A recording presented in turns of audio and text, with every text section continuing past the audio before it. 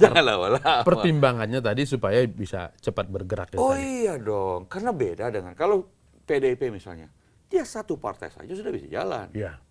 Kan kalau Pak Prabowo dengan KKIR-nya itu, dia 2 partai pun sudah jalan dia. Pak Prabowo dengan Iya, toh, asal misalnya PKB. dengan Caimin Ya, misalnya. asal PKB, ya. Cukup. Saya sudah cukup Ya. ya. Kami 3 partai. Ya. Kan harus memenuhi syarat 20% itu. Dan kalau dengan demikian maka menyatukan ini perlu ada proses. Satu aja cabut selesai bubar koalisi. Ya, karena itu kita mesti bikin solid ini, Oke. 3 ini menjadi satu kekuatan, satu barisan. Barisan perubahan. Ya, ya, ya. Kan begitu. Ya, ya, ya. Karena memang sudah suara perubahan ini makin santer, nggak mungkin bisa ditahan. Iya, iya.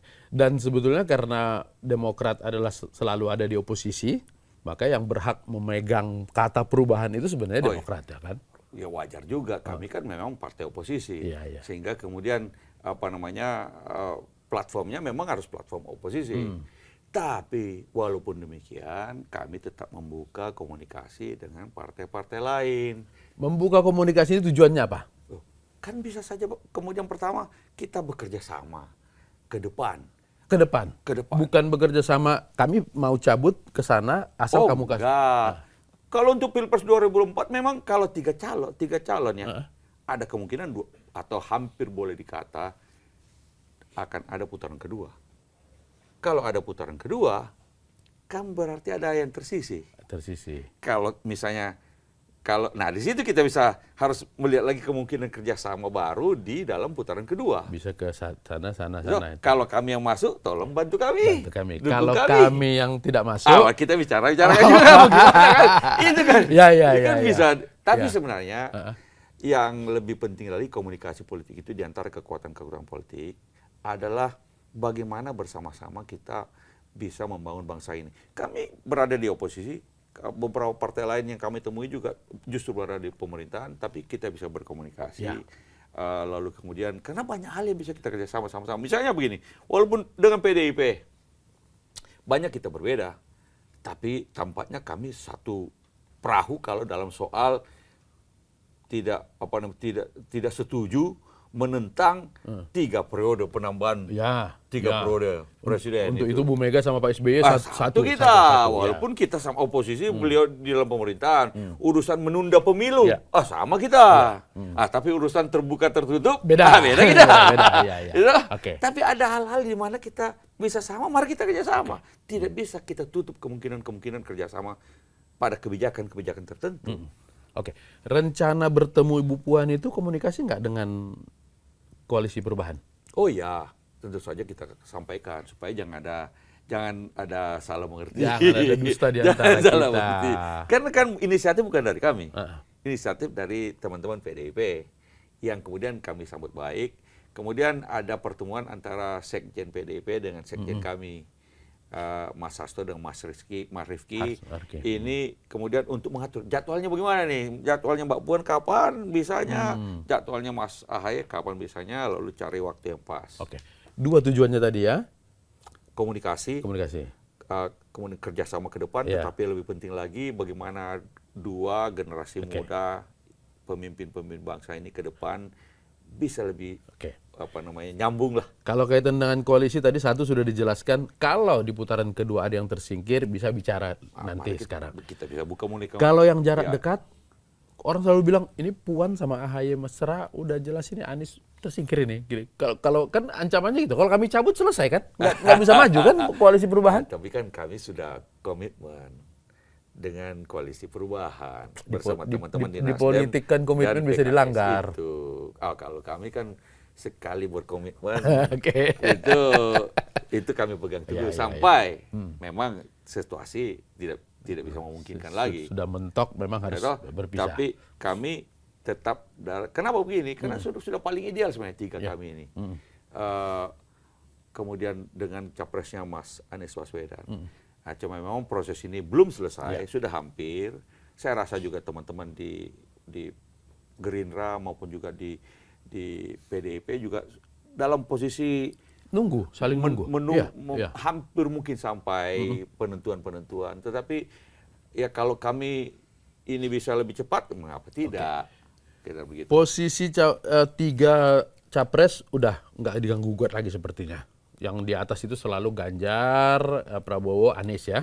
Cawapres ini kemudian menjadi sangat menentukan. Kapan kira-kira deadline kalau Demokrat itu harus sudah ditentukan cawapres supaya full speed nanti kampanye?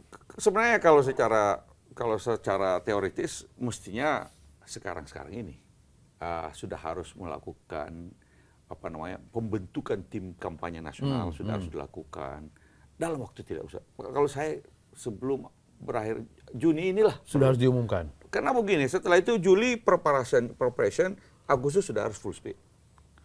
Kan butuh waktu untuk jaringan ke daerah, belum juga relawan, belum jadi bagaimana kerjasama tim kampanye nasional yang menggabungkan kekuatan 3 partai. Kalau sekarang sama sekali nggak jalan ya, karena bukan jalan, tapi jalan sendiri-sendiri. Mas Anies kan bilang nggak ada dana dari PKS dan Demokrat turun untuk kampanye ini katanya kan pernah? Nggak usah pakai dana, kita melakukan kegiatan segala macam, lalu kemudian Mas Anies kita undang dalam kegiatan kampanye, bukan kampanye, kegiatan Partai Demokrat. Sosialisasi itu kan sudah, sekarang belum kampanye, tapi memperkenalkan Mas Anies dalam jajaran Partai Demokrat dan pendukung-pendukung Partai Demokrat sudah kami lakukan juga. Jadi tinggal tunggu waktu. Sekarang ini baru kalau kita lihat polling di Kompas, kalau terakhir itu juga polling yang lain juga. Di antara 3 partai ini pun Demokrat paling tinggi.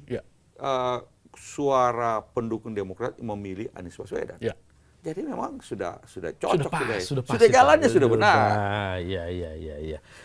Saya beberapa kali ke daerah, saya sering lihat balihonya caleg-caleg PKS itu sudah pasang PKS Anies presidennya, tapi Demokrat belum masang. Oh, kan susahnya begini kalau Demokrat nih, kalau dipasang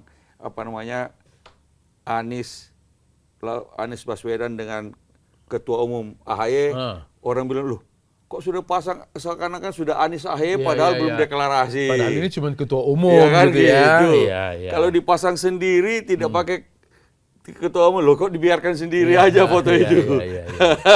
Okay. Jadi serba salah memang kalau sekarang ini. Nah, makanya tadi saya katakan 3 kekuatan ini perlu segera disatukan bersama-sama dengan capres-cawapres.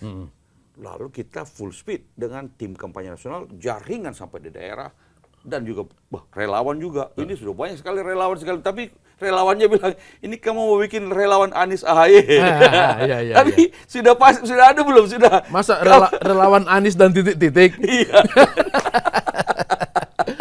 Presiden PKS, kemudian Ketua Dewan Pembina Pak SBY, lalu Pak Surya Paloh selalu bilang wewenang penentuan cawapres itu ada di Anies. Apa memang hanya Anies? Tidak menimbang suara Pak Surya, Pak SBY, Pak Presiden PKS? Saya rasa kita sudah sepakat semua toh.